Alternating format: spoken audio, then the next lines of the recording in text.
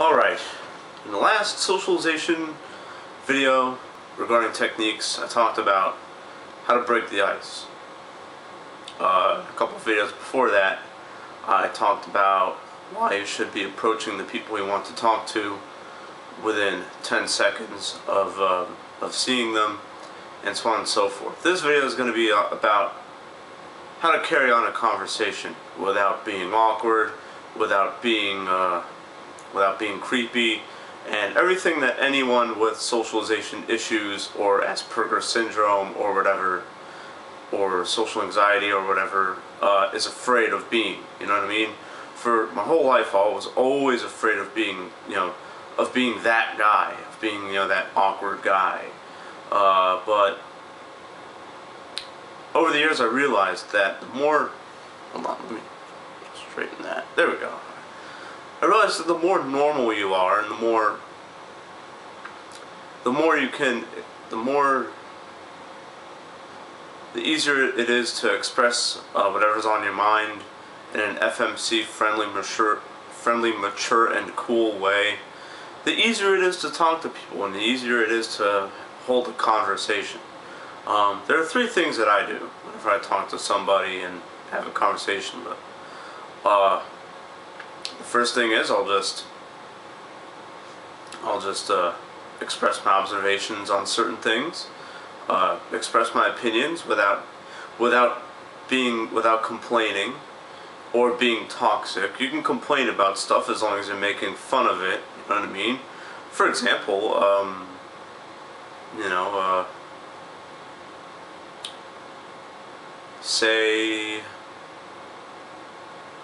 say you're shopping in a supermarket or something, and you're in a really long line, and then you see the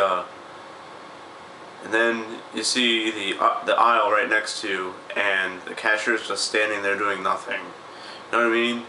You could say to the person in line with you, you could be like, you gotta laugh how some cashiers just don't want to do anything. I mean, hell, if I was working here, I'd want to get away with it too. But look at that, it's awesome. It's like, yeah, there you go. You know what I mean? And good stuff like that. Just little observations.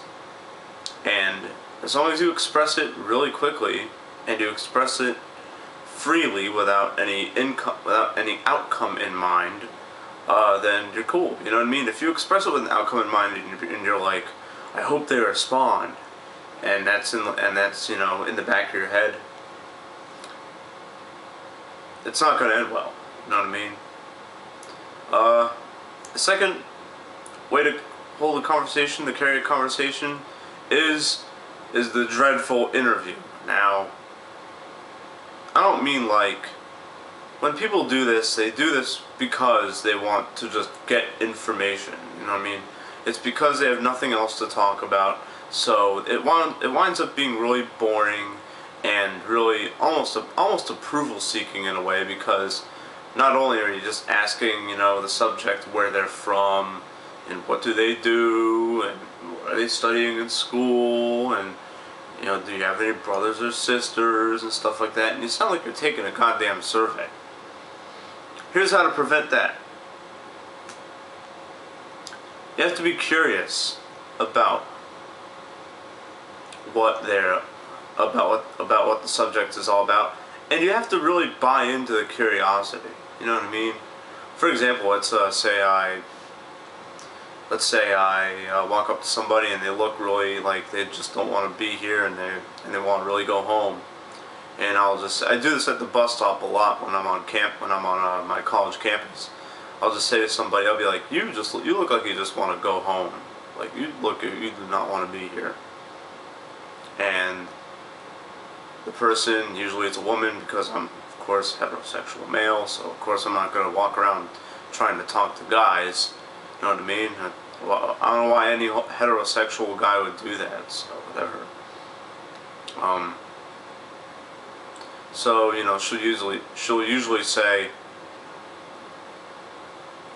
yeah, I just got back from my class, and it was ridiculous. We had a pop quiz, and then we had a really intense lecture, and just so sick of this class, man. And I'm like, And okay, that'll open up an avenue for me to be curious as to what class she's talking about, and then we can make that a thread, a subject of conversation. Then it could be like, oh, what class was it? It seems really it seems really difficult, really intense. And she'll be like, oh, it's whatever. And I'm like, wow. Or let's say it's some like really advanced math class that I've never had to take ever, that I hopefully will never have to take in my educational career. Like say it's like some like insane, like calculus 5 or something like that. I don't know.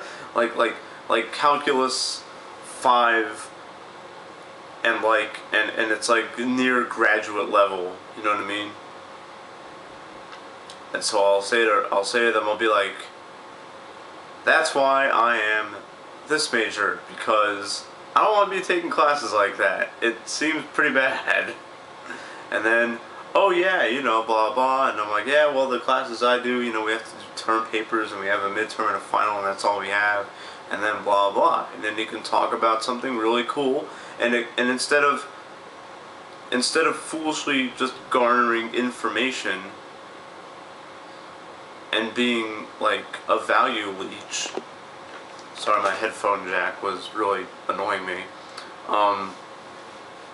Instead of that, now you're having a nice little conversation about the stuff you're taking at school. Or say you meet someone in a supermarket, and you know, they're picking out some stuff, and it looks like they're like about to make this like awesome meal. You know, you could just be like, wow, that's a lot of fixings. What are you making? Because, you know, I'm trying to make my own food and stuff like that too. So, you know, I'm just wondering like what I can do. And then you could talk about that, you know what I mean? And so on and so forth. Whenever you're curious about something and you buy into it, that's when a conversation will go from boring to fun and cool. You know what I mean? Friendly, mature, and cool. The other thing you can do is, and this is for, I guess this is for talking to the opposite sex. I suppose if you're a heterosexual female, you can take away from this also. I mean, if you're a homosexual, I don't know how to do that, because I really don't even know many homosexuals, and you know, that's just not my thing. But you know, say you meet someone you like, and you wanna be a little bit flirtatious.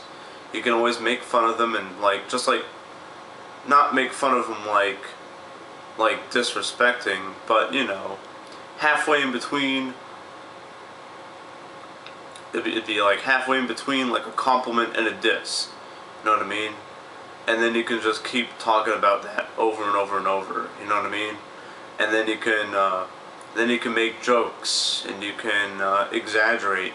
For example, I saw a girl at my job yesterday with like shorts that were like with like 2-inch shorts on. I know I mentioned this in the last video, but I literally said to her, I'm like, Hooters is that way. And she was like, what? You don't like it? I'm like, look at them. Look, what are you doing? I'm like,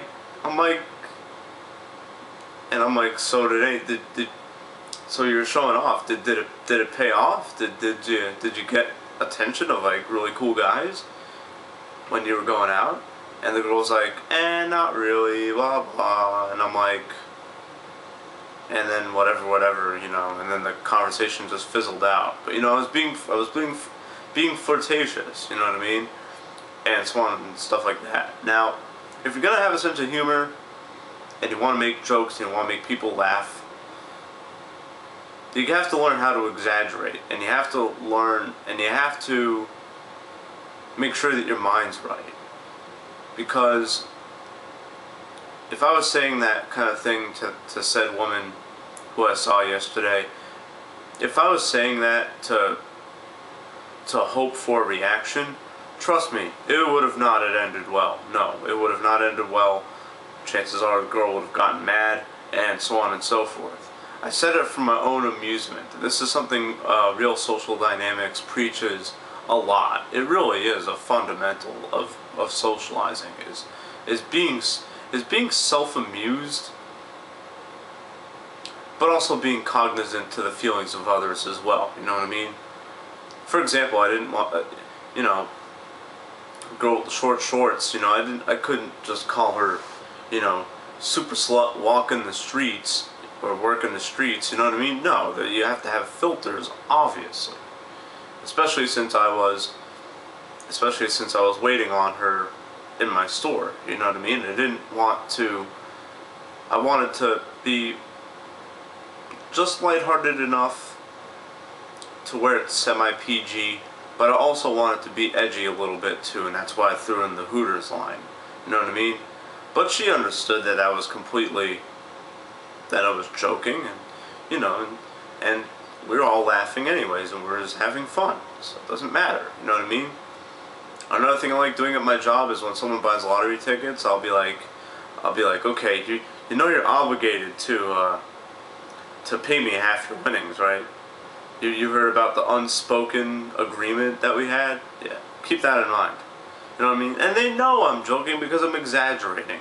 Or if someone wants to, there's a thing at my job where if you buy something off your debit card, off your bank card, you can get money back you can get money from the drawer on top of your purchase. So someone will want like $20, and I'll be like, okay, just don't forget to tip me 19. You know, it's exaggerating, but it's funny because it's so ridiculous. But it's not ridiculous, but it's not so ridiculous to where it's obscure. You know what I mean? Like, for example, if I said 1999 instead of 19 in the last example, that would fall flat because, you know, it's like, really? Like, okay. You know what I mean? It just doesn't sound good. You know what I mean? It has to sound good to you when you're making jokes and when you're making somebody laugh. If it doesn't sound right to you, then don't say it. Then just say something else. You can always fall back on the boring interview just as long as you're being curious, just as long as you're buying into the curiosity. You know what I mean? And then you can even be a therapist. You could be like, oh, that must really suck. You want to talk about it? It looks like it's troubling you. You can talk to me. You know what I mean? Now, of course, you got to watch out for that because, especially if you're a heterosexual guy, women will view that as trying to, as buttering her up. You know what I mean? I know a lot of female friends who say that they don't like it when guys they first meet become their therapist because of the expectations it brings. Now, if the only expectation is that you want to have a freaking conversation, that's a lot different. You know what I mean? And, yeah. And I'm going to be mentioning that topic much later in another video. Yeah, I'm going to be doing that in another video. So, hope you enjoyed this video. In the next video, which is going to be the last techniques video, I will explain how I ask a potential woman that I want to date, how I ask them out, or how I ask to be invited to stuff, which will be probably a really short video, about as short as this one. Alright, I'm out of here. Peace.